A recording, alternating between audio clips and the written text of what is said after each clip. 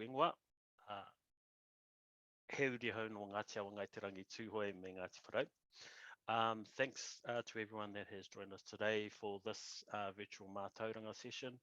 If you're familiar with the format, this is basically one of the offerings that we have under the Te Hapori Matihiko kaupapa. Essentially, it's bringing together some of our, leaders and expertise to discuss some very topical issues. And today's kaupapa or take, is Pathways for Māori into Digitech. Now, this is something that I live and breathe quite a bit. So, and we're very, very pleased to have our two kai kōrero or speakers today with us, namely Shannon O'Connor and also Phil Kupenga. So Shannon's down there in Te Ranganui Akiwa, Gisborne, and Phil was in Gisborne, but he's now in Te Whanganui Atara, Wellington. So just want a quick welcome to you both. But before we crack into the kōrero whānau, just a few housekeeping items. And first and foremost, please keep your microphone muted at all times. That would be very useful. Also, I mentioned earlier, but please introduce yourself in the chat. That would be great. Also use the chat for any partai that you may have whilst this session is underway. We will take some time at the end for partai or Q&A at the end of the session, and we will try and answer as many questions as possible. And also, of course, you would have noticed that the session is being recorded, and that's simply to enable us to share this kōrero and this very important panel conversation with our hapori, or at least those who haven't been able to join us today. So, koina. So I'll just hand it over to Katie for the next part of our session. Kia ora. Tēnā koutou katoa, ko Katie Brown tōku ingoa, he uri tēnei no raukawa no Ngāti Whātua. Really cool to be with you all again after the Matihiko Awards. I think it's the first time we've got the group all together since July. So awesome to see some of you that we saw our tinana, and then all the other people that we've talked to since as well. So awesome. We are really privileged to have Phil and Shannon join us today to have this kōrero, and the first partai I've got for both of you, I'm going to start with you, Shannon, is who you are, where you're from, your whakapapa, a bit about your history, and a bit about the mahi that you do now. Kia ora. Tēnā koutou katoa, he uri ahau o Ngāti Wharau me Ngāitahu, kei Te Ranganui Akiwa ahau e noho ana, kei Tōnui Collab ahau e mahi ana ko Shannon O'Connor tōku ingoa. I am currently the founder and director of Tōnui Collab, so we are STEM education specialists. So our kaupapa is about creating opportunities for tamariki and rangatahi and tai rāwhiti to explore the diversity of STEM. And I guess our point of difference is that we use pūrākau Māori to shape the exploration of various technologies. So whether it's game development, VR, AR, electronics, digital art, engineering, chemistry, in all those ways we're trying to excite our tamariki, our tauira, and advise them and encourage them, but using our pūrākau as both a motivator and a grounding force for the exploration.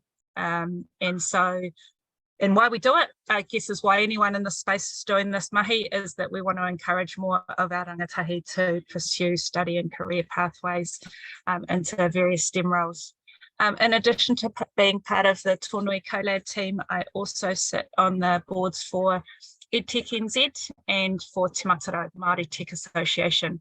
And there's synergy between all those things, because at every tepu I go to, the discussions that I'm supporting the exploration of is how are the decisions we're making affecting our tamariki, how can we empower our tamariki, and are we making tipuna decisions? So the decisions we're making supporting our tamariki to grow, to lead, to thrive in tech and across the STEM ecosphere. Yeah.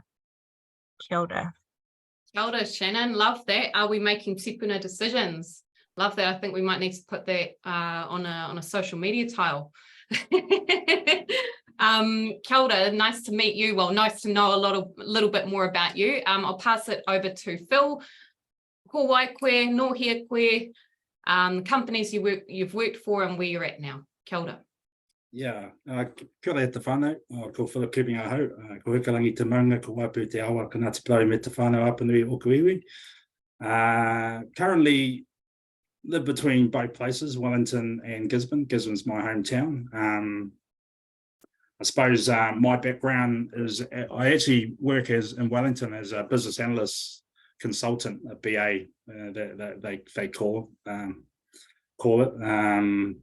Predominantly in IT projects. So I've been in for 14 years and I've contracted for most of those times. And when I talk about contracting, that's hourly rate. So I've got myself to a level where I'm a senior business analyst and worked in the industry. The other side of me is that I took initiative back home to Tairāwhiti. I call it the Tairāwhiti Tech Talent Incubator, was the name that I just named it. But it was really around trying to get more Māori into tech. Well, actually more of our community into tech. I partnered with Dev Academy, who does full stack web development, and have basically been working with our community to get them into software development roles. I have got them employment, but also just trying to open up that world around information technology. So, I have a passion for it because I'm probably, practically in it, as well as when I really scanned the area, I didn't really see many of our faces in it. So a bit like everyone here, passionate about this kaupapa, been in it for a few years now. So yeah, just really glad to be here. Kia ora. Yeah, kia ora kōrua. Thank you very much for those introductions, and we can crack straight into the questions now because there's some really important questions actually, and I know you've both had a quick look in, so I'll just pose the first question and then we can just move on from there. So the first question, and I'll stay with you, Phil. Tell us how you got into this industry. What did your pathway look like, and were there any challenges? Yeah, I think for me, it's I've kind of been reflecting a lot about this because I've actually been working with the community and students of how you're trying to get into tech, and it's a really hard pathway, to be honest. If I'm brutally honest, the awareness of information technology, I didn't really have it. Like we went to university and no one really said. I knew computers were going to be part of the equation, but there wasn't really anyone really saying for most Māori to go become in tech. There's a lot of stuff around lawyers, be doctors, but that awareness piece wasn't really there for me. I was really lucky that basically my wife became an IT recruiter. It's quite a known story. She said, I was actually a New Zealand police officer prior to this. So, I took 2 years leave without pay. And she said, I think you should try this business analyst role. And I basically said to her, I don't know anything about information technology. And she just really articulated the role enough for me to basically say, it's an intermediary between the developers and the business. And I thought, well, yeah, I've sort of got those skills because I translate laws to people from different versions of judges down to common, New Zealand citizens. And so I thought, let's give it a crack. If I'm really brutally honest, they were desperate, and I got into a role. And the reason why I talk about this is because I worked my way up in that profession when I was permanent, and I was actually part of the hiring panel. And so really the level became you had to have an IT degree. There was a whole bunch, and I didn't come from that background. So, I really feel for people when they're trying to get into our industry that you don't really see too many people. Not really many people are telling you about these different roles and all that type of stuff. And it's not that easy. So hence, we really as a kaupapa have been trying to make that awareness piece that there are roles there, and open up our minds a bit. And when I really talk about this, like most people will talk to me about the guys back home and go, oh, but they're developers. I said, do you know the actual roles within information technology? Do we actually know these different roles? Business analyst, solution architect, UX designers, there's a whole bunch around that's not technical, testers. And I think that's that corridor of just trying to expand people's horizons, that there's so many different roles that you can do with information technology, and they sit outside. But yeah, that was probably my challenges, really around awareness, really having people that believed that I could do it, has been probably one of the biggest challenges. Ka pai, go to you, Shannon. Thank you. Kia ora. I mean, I've always liked technology. I think I was 8 years old when my dad brought home a PC, and we're probably the first people in the street to have one. I was standard 4 when our class was the first class to have one in our kura. But I didn't know that you could necessarily pursue a career in it. But I knew that I liked playing with them. And then what's sad, I think, is 20 years on in the secondary school spaces I'm seeing now is the same thing, is that I then didn't really have any formal education or exploration into technology, but I went on to do an undergrad in information systems at Victoria, and started to really think about how technologies could be used. But as a young mum when I was at university, and so didn't take part in any of the graduate programs because I couldn't see how I could commit myself as a young mum also as the commitments required in the tech space in those graduate and internship programs that were coming out of university. So I moved into web content and worked for Deloitte for a number of years before wanting to move back to Ranganui-a-Kiwa. And worked in the web space here,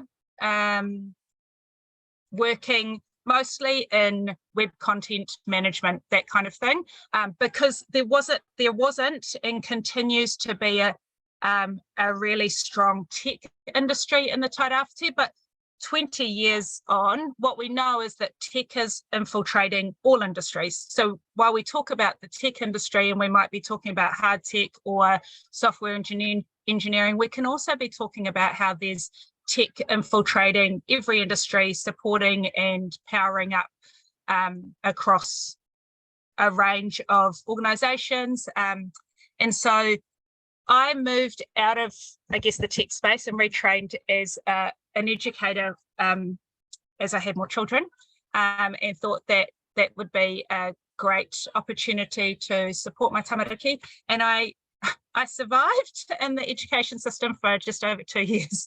The classroom is hard work. But I also then got an amazing opportunity to join the Mind Lab. And the Mind Lab seemed like this mashup between the skill sets that I had. It was an education space. It was exposing tamariki to the diversity of STEM.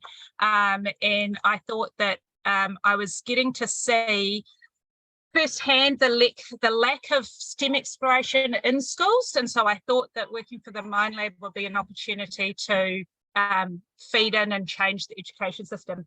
And then a few years after that, we had the opportunity to found Tōnui Collab, which took some of the lessons learned from the Mind Lab and then also allowed us to really fine-tune our commitments to tamariki and rangatahi Māori, and take our educational pedagogy and understanding of how to celebrate our identity as Māori and the inherent knowledge that we have, and the taonga and the gifts from our tipuna, and how we can use that and celebrate that in the tech space. And so instead of coming at this deficit thinking, that we're able to recognise that in the walls of our marae, we already can see sort of the same cornerstones of computational thinking, and yet we're not telling our tamariki that that is something that they can adapt and fine-tune and bring into the tech space. So that's kind of it's not really wiggly lines, like I think it was actually quite clear, but the ability, I guess, to go wide and then to zoom into this passion to really uplift our tamariki, or not uplift, sorry, I don't actually think that's the kupu, but to open doorways and create space to walk the path that our tamariki already have the confidence, the strength, and the ability to do, that we should be so privileged as to have them walk into our workspaces and contribute to our problem solving. So I think the challenges were, sorry, I'm just going to finish that question. I think the challenges were at university, in my undergrad program, I was a teen mum, and so the commitment at that time, and I hope that it's changed over this time, but the commitment at that time is to move into a tech space required a really strong time commitment as an undergrad or as an intern, and as a parent I couldn't balance those things, and so I had to work out how to pursue a career in tech, but through a more almost administration like approach, because that was the only way that I could be the mama I wanted to be and be in the tech space as well. And so that's also what drives me to want to encourage employers to be part of addressing the problem with the lack of diversity of Māori in tech, because it's also about changing our organisations. Yeah, kia ora. Yeah, and some really good, wonderful insights there, and thank you both for sharing those potentially familiar challenges and barriers that we may all have experienced at one time or another as Māori. On the next question, and it segues quite nicely into the next question, which is an important question as well. And I'll stay with you, Shannon, sorry, have a drink of water. Why is it important to create pathways and opportunities for Māori into Digitech?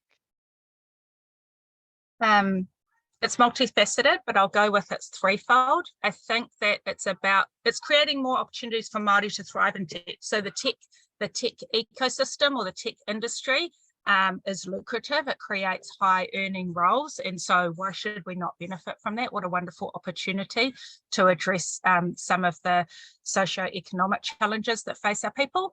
And it also allows us to use our practices that we inherently have, our multi-generational thinking, our eco-conscious practices, so that we can create better solutions. I think it's also about better products and services for everybody. So if you have a more inclusive workforce and you have Māori contributing and leading throughout the whole design cycle, then you're likely to have better products and services that meet our needs. That kind of, if it's not by us, is it truly for us? The third is, the stats are out. That, I mean, they change, they say they improve, but the New Zealand Tech Report was released earlier this week, and it validates what we know to be true, that the pipeline is broken, that the demand is high, and Aotearoa's ability to address the demand is impossible. We are importing over 50% of our talent, and importing should always be part of the solution, but that's not sustainable. And so we've got a need to address, and for the earlier reasons I suggested, I think it's really important that we are designing a solution that invites more Māori to be part of the design process, to be part of the creation of solutions, of tech solutions, so that they are addressing the problems that are relevant to us as well. Thanks, Shannon. Thank you very much for those insights. Hey, Peheo Whakaaro, Phil, what do you think? Yeah, just kind of riffing off Shannon. It was actually quite thing about talking about getting into the career. I actually really struggled at school, so like I didn't like it, so I never really attended. I talk about it now, but back in the day I never really talked about, because you don't want to tell everyone you couldn't go to school. But I was homeschooled in Gisborne, so I ended up not doing school from about first form to sixth form, and then I went back for my last year. Extremely shy, but I hated school all the way through. I basically was bunking. I was like the king bunker, like a truancy they call it. So I just didn't really think with that. But the reason why I bring that up is that because even though I got into tech career, I was like a duck to water in that space. Not in a sense, I think my brain works like it's logical. I used to play a lot of chess with my dad. He used to do Rubik's cubes, his crosswords, all that type of stuff. And so even though I came into tech, probably like the challenges, like I was a duck to water, and I've always been like that. I kind of understand how systems kind of work. I don't need there's fancy terms, that was always really my belief that a lot of our communities and Māori will really thrive in this industry, was really around that kaupapa that I know that education system hasn't worked for many of us, but you will kill it in this industry. And actually, once you get in, you realise that you've you've kind of got that ability. And that's just really riffing off what Shannon was saying, that she had an interest in tech. I had an interest in tech too. I think I was doing coding, but I never really talked about that because I was kind of homeschooled and my mum wanted me to expand my brain. But I think coming back to the kaupapa around pathways, it's really interesting, really when you're driving this kind of kaupapa and telling Māori come into tech, and the stats we're really talking about is really low representation. It's only really around 4%. This is the top of that, keeps going around after year is around the low representation.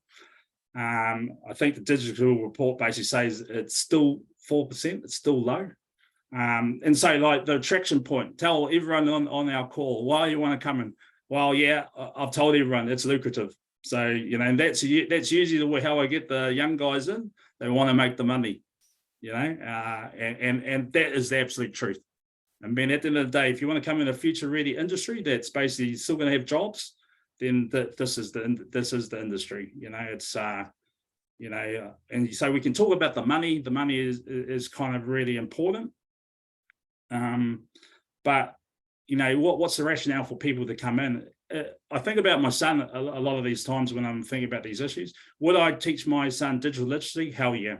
This is the environment you're coming into. The rationale for me actually setting up was basically saying future of work, which has always been around. These things, the topics have been around since I got into the space 4 or 5 years ago. That really said AI, robotics come together. A lot of the manual work would be taken over because of this technology sort of stuff. Who do you think sits at the labouring force productivity? What is everyone doing out there? Māori. And so that was really the kaupapa that pushed me to going, try and track people in. Why? And we're really seeing a real push in that space. So, for example, COVID has accelerated the space. Remote working, unless you're in the technology base, who's going to remote work around here? Most of our whānau are in essential working things, so they've got to be out there. When COVID was happening, I sat in my desk working remotely, making a lot of money, and then my whole community was pretty much essential workers when COVID hit. And we didn't even know if that virus was going to kill anyone. I thought, man, that can't be right. That is not the way our people should be in that position. But that's the reality of it. The technology is moving that quick. So I feel like there's one thing, you can talk about the money, that's cool, ka pai. The second bit of why you want pathways for our communities is because tech is everywhere. And really technology, the tech industry needs us. And that's the position that I stay here, is that they actually need us and they need our tikanga, to be fair. There are so many big issues that are happening in regards to technology, and we're just talking at a really superficial level about money and that people should be joining. Technology is revolving our world, and we're seeing it right across, AI, who knew anything about that? Now we're talking about ChatGPT, jobs getting taken, creative stuff getting taken. We need to be really on that whole thing where if I'm parents out there, you need to be encouraging your kids to get into tech. I'll tell you now, my boy will learn coding. You're already on it. I already know that you need to be getting that digital literacy, and you need to be pushing our community to basically look at that, because if we don't, then we are going to kind of get left behind. The other thing about it is why I say they need us, because they need our value system.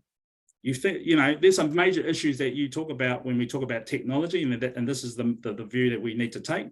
Misinformation. One of the biggest crippling things that we've seen around the thing. Where was our values in a lot of these systems? Half our kids are on social media. The narrative and the voice that they're hearing is through the social media stuff. Does everyone know that that's addictive? No, we don't.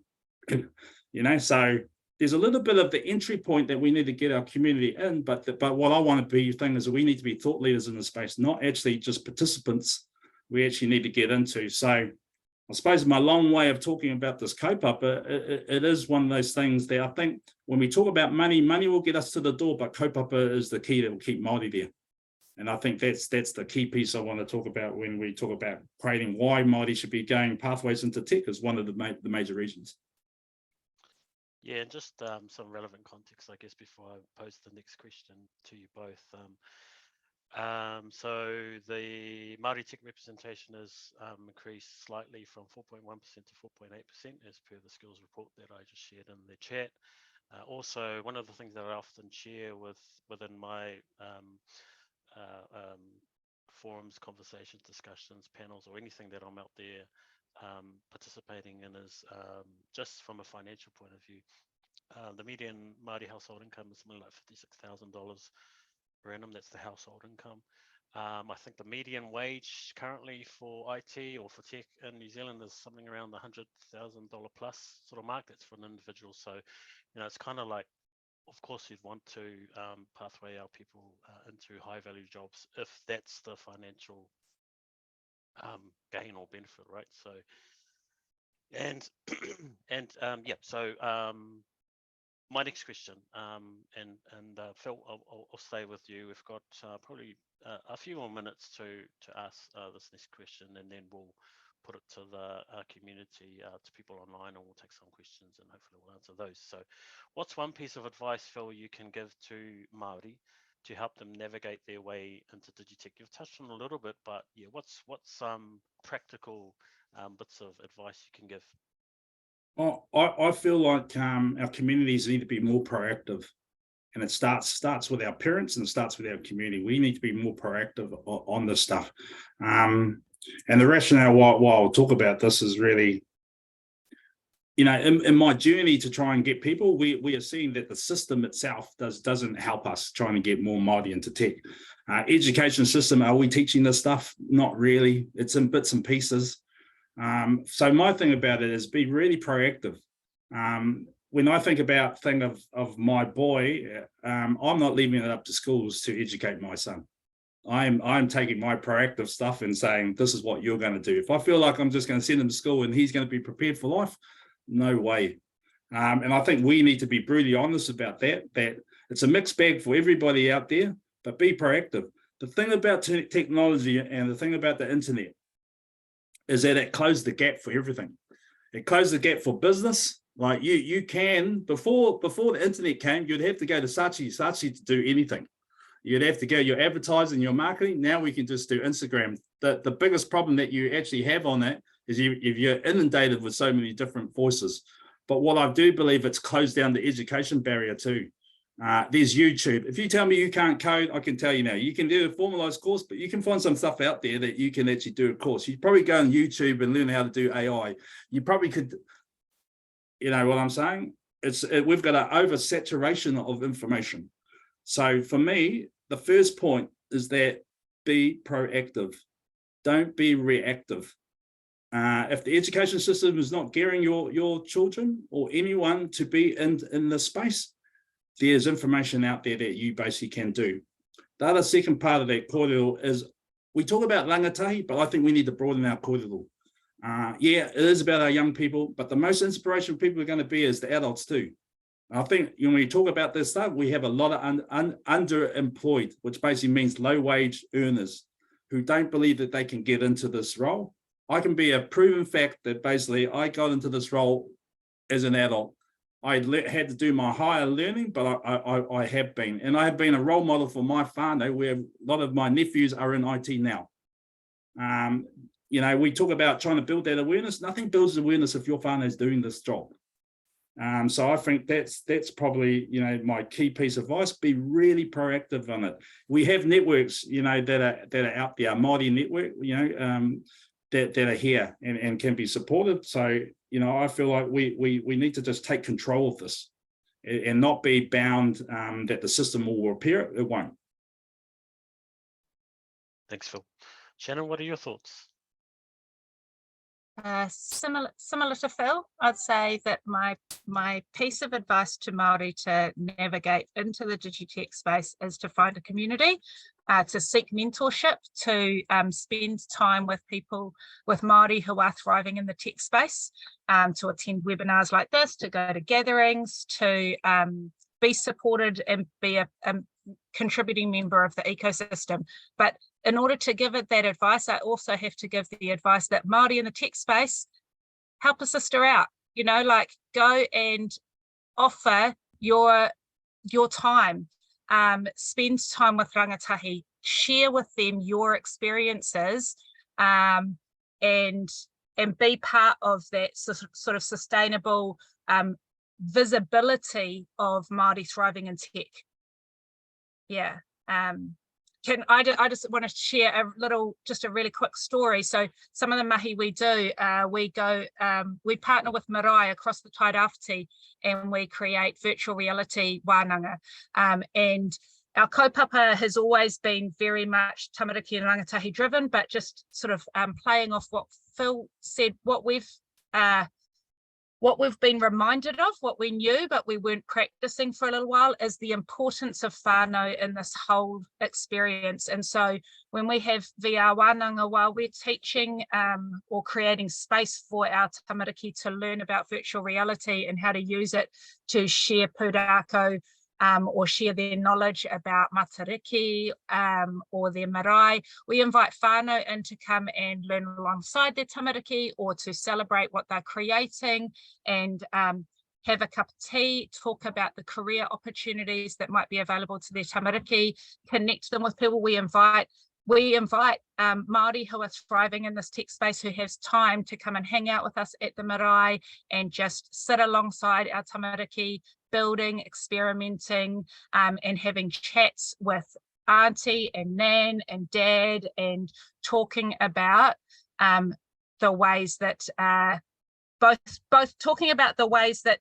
our tamariki could pathway into tech, but also addressing some of those fundamental digital equity issues, because when we have a clearer understanding about digital inequity, even from a foundation perspective of inadequate devices in the home, inability for whānau to access social services online because some of these agencies have moved to online only and our whānau don't have connectivity or devices. It starts there, and then we step up into the space of thriving rather than just getting by. Elder, I think it's my turn to swoop in with the audience pārtai, but I actually have a pārtai first, and I've noticed that we've got a few businesses in who are tuning in, so really awesome to have you all listening in, and I'm guessing you're wondering how you can facilitate more Māori into your organisation. So that's the pārtai I put to both of you, which is what's one piece of advice that you could give to companies to help them onboard more Māori. I'll start with you, Phil. Well, I'm probably the wrong person. I suppose I can give really a practical equation about this, because, you know, like for a lot of the guys that I've got, so I've got probably about 7 people employed in different organisations. 2 had to come to Wellington, so my whole kaupapa has actually employed people back home. We have kind of a budding tech industry, and so there have been people who have taken, say, for example, we've got one person at Ho Auto who's taken IT help desk. We've got another person taking Total Technologies as a local startup, that's taken one of our guys as a developer. And I suppose, but not many employers have been that forthcoming. So there's a bit of a gap that we need to really close up. I was really lucky. I got this company called ARUP, which is not known here, but they're like $1 billion company who are taking 2 of my guys remotely, and will probably be a pipeline for a lot of other people that are going to work. And so some of those bigger companies, have taken the board, but really local, I have struggled to get local people in there. And I think that the main thing I'm talking about, there's probably one thing if you're going to take Māori aboard, you got to remember they're junior people, and so you need to support them. There needs to be a high mentorship, and there actually kind of needs to be like some funding to support them in that goal.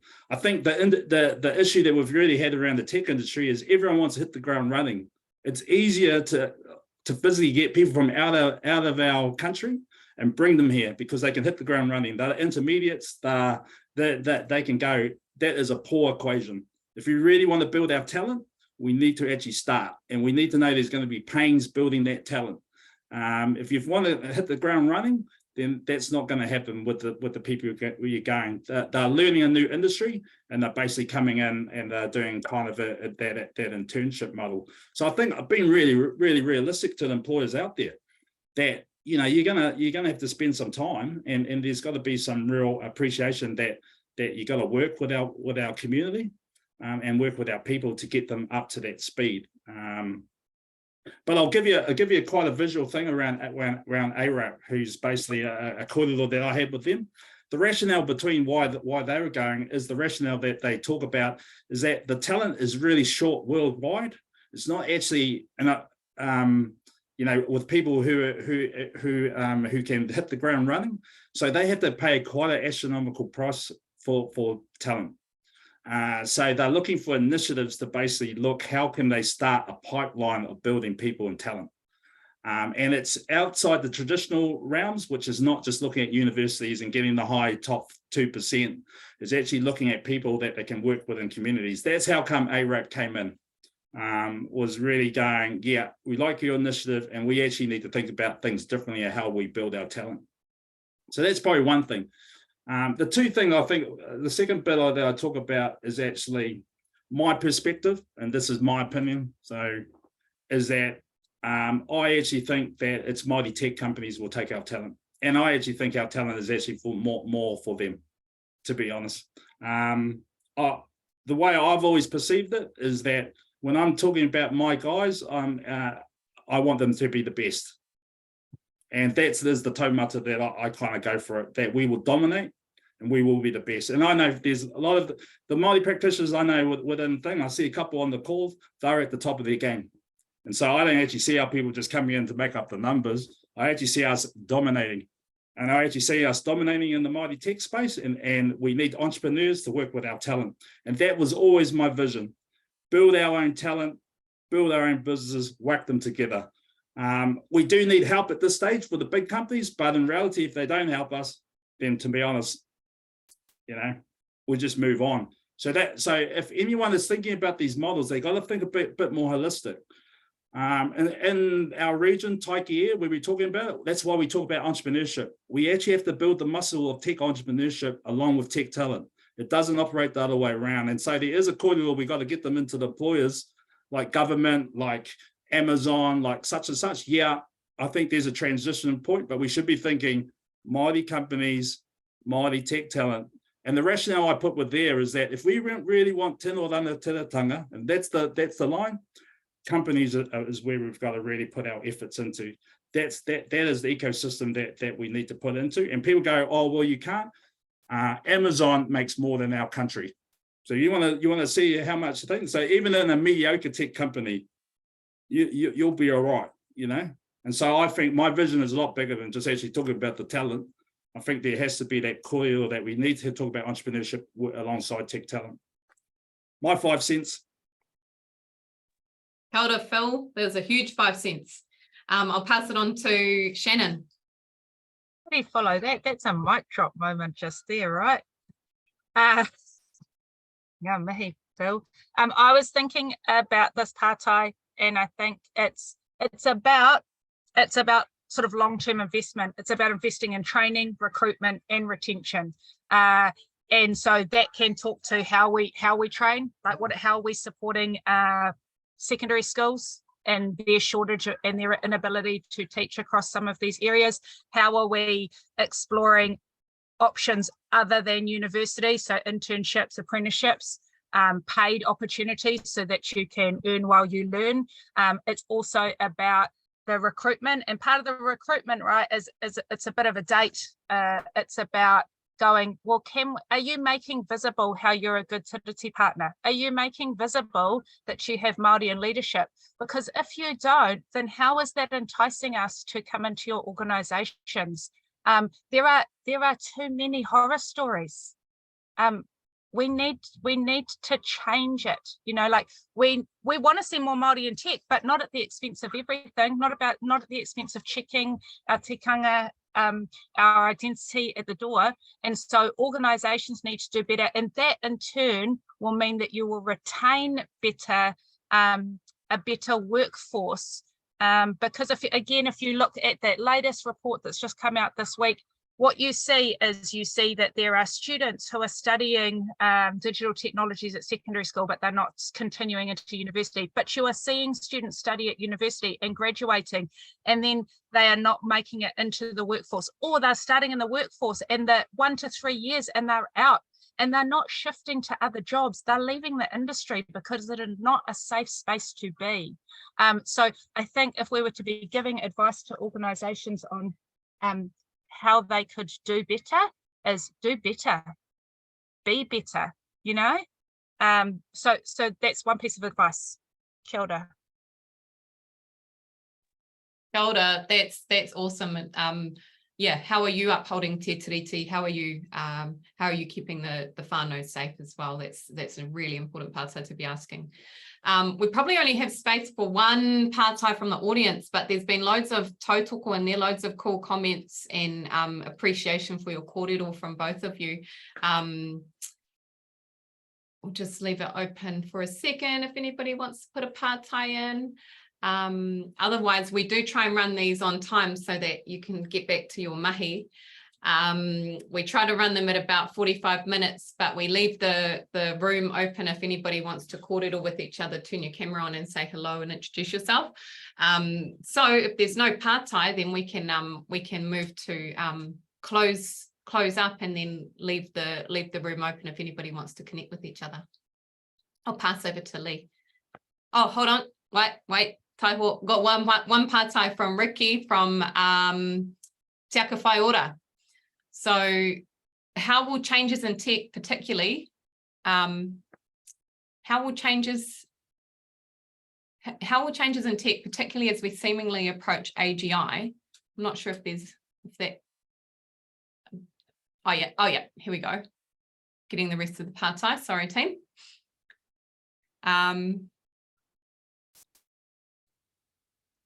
Yeah, so how will the changes in tech affect the pathways, particularly, pathways in training and development for rangatahi, particularly as we seemingly approach AI, I'm guessing? Yep. You want me to talk to that one? I can. Yeah. Go for it. Yeah. Oh, is that the question? I just probably, I suppose the question is going, how has AI affected the training, or how do we get into tech? Is that the general nod? Yeah, I'm always interested about this, because everyone always goes about, you know, that coding will be gone tomorrow and this is going to be gone. And I'm always trying to figure out, like, you know, are people on IT projects, like, are they actually sit in them? Or are you talking from because you read an article? I think AI is definitely going to change things, 100%. But I always believe a little bit around this is that if you're in the industry, you can pivot to whatever needs to be happening. And that's the thing about this industry, I think, which is always something that I really appreciate in it, is that you cannot rest on your laurels. When people talk about continuous learning, you are continuous learning, because I can tell you now, 14 years ago, there's a lot of positions I've never heard of that are currently in information technology. So my view is always about these types of things. AI, how is it going to affect us? I'll be watching carefully, and when it pivots, guess what? I'm moving to there. And that's probably always my thing about these things, is that you continuously have to learn, you continuously have to adapt. And so when we're looking at these things, that's what we need to do. So bigger picture, when we talk about the tech talent, cloud computing is huge. Cloud solutions have AI components that basically talk about machine learning. These are the things that I'm dealing with on a daily basis now that I'm back on my tools. So I'm back working now from my last thing. I'm talking about Māori data sovereignty. I'm talking about how AI could facial recognition on our communities. There's a whole bunch of things that I'm kind of working in that space. And I'm learning about the technology, but what I'm really learning in a lot of that space is how I'll pivot to it, how I'm going to be moving. The thing about these things here, I never think machines will take over human. It can replicate a lot of things, but it can't actually replicate a lot of our human emotions and our human things. So, for example, you could basically say a speech and you could replicate a great speech, but I'm the one that's going to sell it. I need to be the one that changes the hearts and the minds of people. So tech people, we need to adapt to. We need to be a lot more people orientated. I think that's the key. I think businesses need people to understand tech and be able to communicate what technology is doing and how we weed through that. But I don't look at AI and go, I'm going to lose my job. I go look at AI and go, man, what's opportunity? There's so much opportunity here that we can be on that tool. And so going back to it, be proactive in your education. You could YouTube half of all the stuff to be really proactive. Yeah, that's my view. Can I just jump on? I guess and build on what Phil's saying, but also kind of pivot a little bit and just talk about that. I think there's a really exciting space. We recognise that there's especially in the education space, there's a shortage of educators with the skill sets to be able to encourage, inspire, and teach our young people. And the strength of AGI is that people need people, and sometimes we just need like a hype boy, a hype girl beside us to encourage us, but we don't necessarily have the knowledge. And the power of technology and AGI is that we can be learning.